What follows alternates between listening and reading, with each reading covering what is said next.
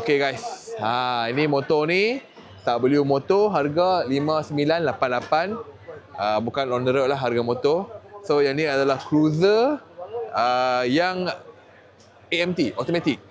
Di mana brake depan belakang pakai tangan, kaki memang free. Lepas tu keadaan dia macam ni. Nampak kecil tapi tak kecil. Belakang 15, depan 17 lah. Kalau tak silap dikir. Alright. Okey. Jom kita tengok dengan dekat.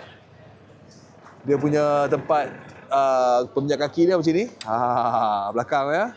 Tutup. Kalau tutup tak nampak terus. Macam ni design ni memang terbaik. Okey. Depan belakang disc brake. Depan belakang disc brake. Ni disc brake. Belakang depan pun disc brake. Memang terbaik ni motor ni. Alright. Apa tengok pergi pusing, kita kasi pusing satu round.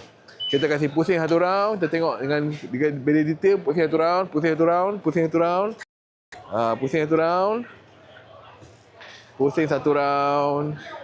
Dan pergi dekat meter, kita tengok meter.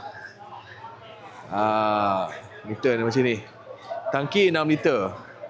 Tangki 6 liter. Meter dia macam ni. Alright.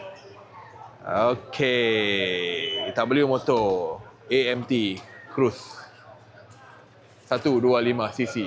Okey. So yang ni motor ni sebenarnya dah check dah dengan Saiful. Dia pakai CVT system. Kena mention nama Saiful sebab dia ni orang kuat. Orang yang paling kuat di sini nampak. Okey. Boleh tolak motor? Ini lebih ni motornya. Tengok orang kuat tolak motor je lah. Nampak. Relax je tolak motor. Nampak.